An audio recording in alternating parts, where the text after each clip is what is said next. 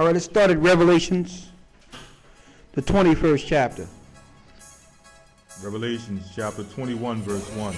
And I saw a new heaven and a new earth. For the first heaven and the first earth passed away, and there was no more sea. And I, John, saw the holy city, New Jerusalem, come down from the Most High out of heaven, prepared as a bride adorned for her husband. And I heard a great voice out of heaven saying, Behold, the tabernacle of the Most High is with men, and he will dwell with them. And they shall be his people, and the Most High himself shall be with them, and be their God. So as you can see, this is heaven coming to earth. And the tabernacle that's in the heavenly realm will be made manifest on earth. So there is no people going to heaven. Heaven is coming to earth. So when the Christians say you die and go to heaven, they are absolutely wrong. When you die, your spirit goes to an abode. You either go into the bosom of Abraham, or you go into torment, which is Hades. And that whole region to hold souls is in the center of the earth. There's a chasm on each side. The righteous can look over the chasm and see the torment and scorn on the other side of the chasm there. And those that are on the other side who have scorned the Most High, like the atheists we mentioned earlier, who died unrepentant and decide to believe there is no God and go against the Most High's law, they will be in torment. And that's no secret to the Gentiles. They've always taught the belief of life in the underworld, afterlife. The Romans have taught it, the ancient Egyptians have taught it. They know that the fallen angels and demons and those that are scorned the Most High are in Hades. All right? So heaven is coming to earth. When people die, they don't go to heaven. They go either to the bosom of rest or torment. Read. Verse 4. And the Most High shall wipe away all tears from their eyes, and there shall be no more death, neither sorrow nor crying. Then no more death, sorrow, or crying upon the second coming of our Lord. Death is a curse that came with the sin of Adam. When Christ comes, the first thing he will do is subdue Satan. Let's get that real quick. Let's go to Revelations 20. Revelations chapter 20 verse 1. And I saw an angel come down from heaven having the key of the bottomless pit and a great chain in his hand. And he laid hold on the dragon, that old serpent which is the devil and Satan, and bound him 1,000 years. And bound him what? And bound him 1,000 years. And bound him 1,000 years. So there'll be no death or power over the Most High's creation. No more influence from the fallen Lucifer, from the fallen satanic power. He will be bound. Therefore, death will have no victory. Death came with Adam falling, therefore by default giving all power to Satan, who by the death of fear put us all in bondage. A lot of us do certain things in this earth because we fear dying. We're controlled through the fear of death. But when you understand that death will be taken away, there's no more fear. All right? Read.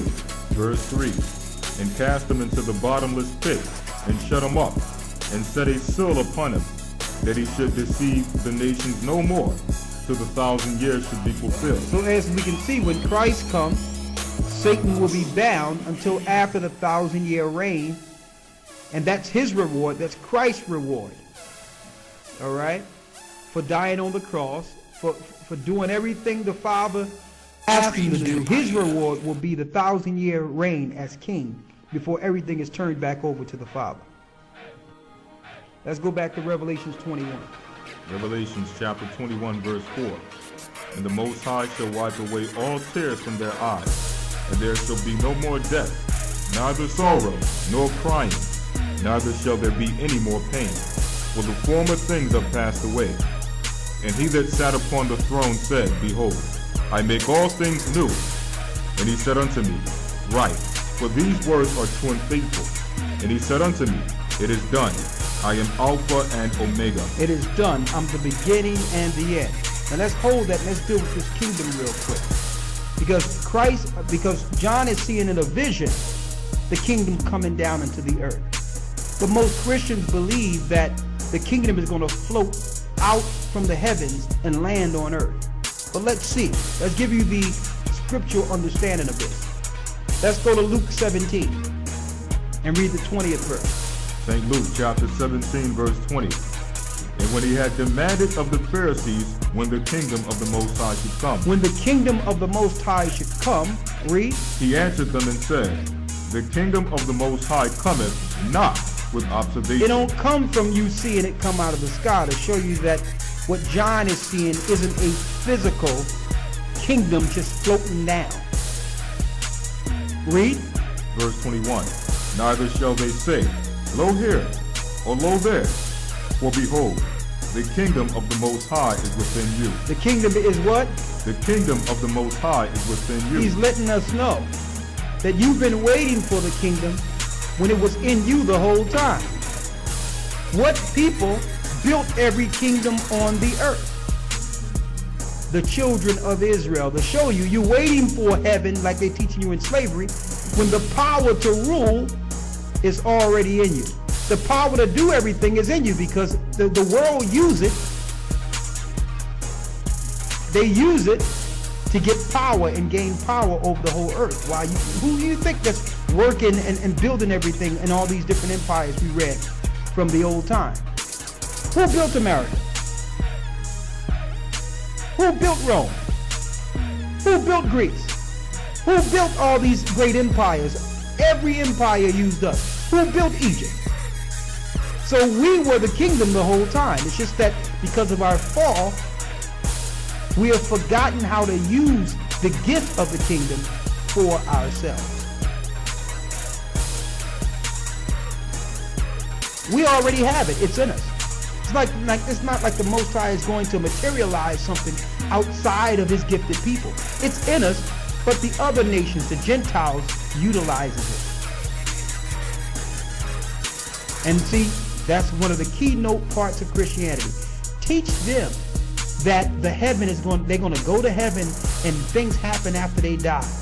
While we use the kingdom of heaven, use all their gifts while they're living to build our kingdom.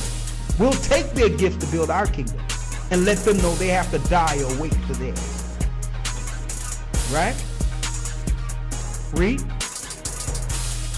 Revelation chapter 21 verse 6. Before you go there, get Matthew 11 real quick. Matthew 11 and 11.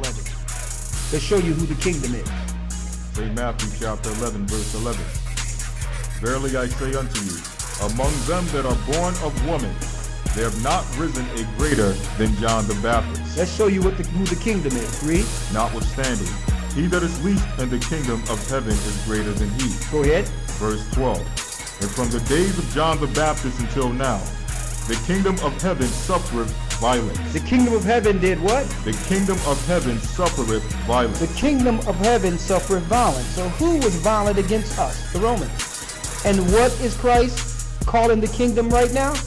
The children of Israel who suffered violence under the hand of the Gentiles. So the children of Israel, all 12 tribes, are the kingdom. So they'll never tell you that you're the kingdom, that you're the children of Israel. Why? Because you would think to use the gift of the kingdom for yourself. See that? Let's go back to Revelation 21. Revelation chapter. And I'm saying this is because we have to break our slave mentality. That's why I'm putting this out there right now. That's the reason for it. And think that we have to get out of that dependent spirit, to think that the Most High cannot work within us to get things done. That the Most High have to do something on the outside to help us get something done. That's a slave mentality. If you don't use your gifts, the Gentiles will. Period. They know what to do with you. Read. Revelation chapter 21 verse 6. Go ahead. And he said unto me, It is done. I am Alpha and Omega. And really, it's in Hebrew because Christ wasn't a Greek. He says, I'm Ah and Tha, beginning and end. Read. The beginning and the end. I will give unto him that is athirst the fountain of water of life freely.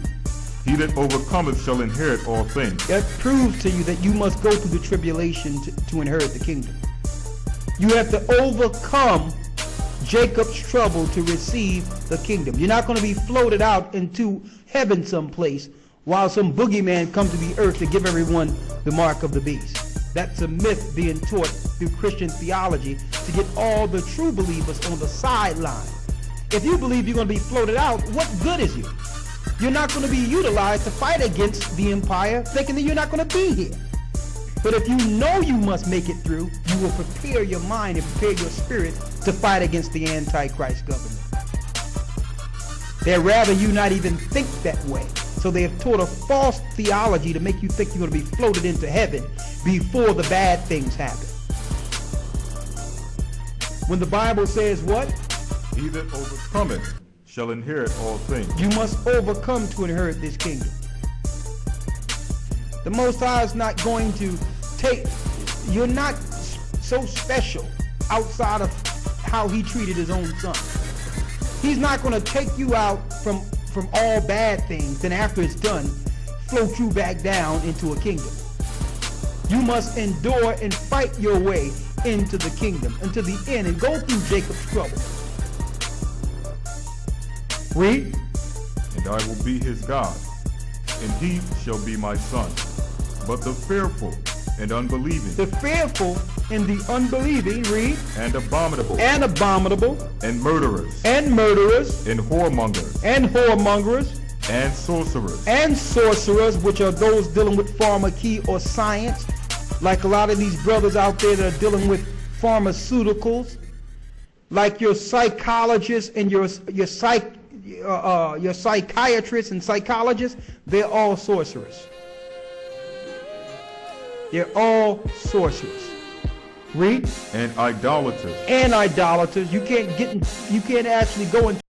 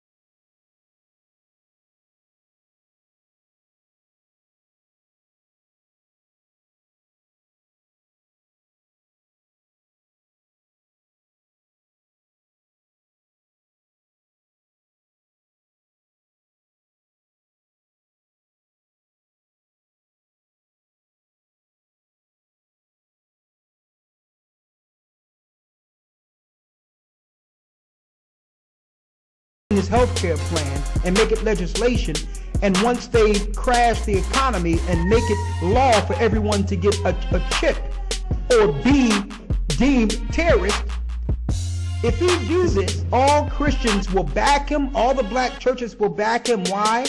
Because you're taught the Antichrist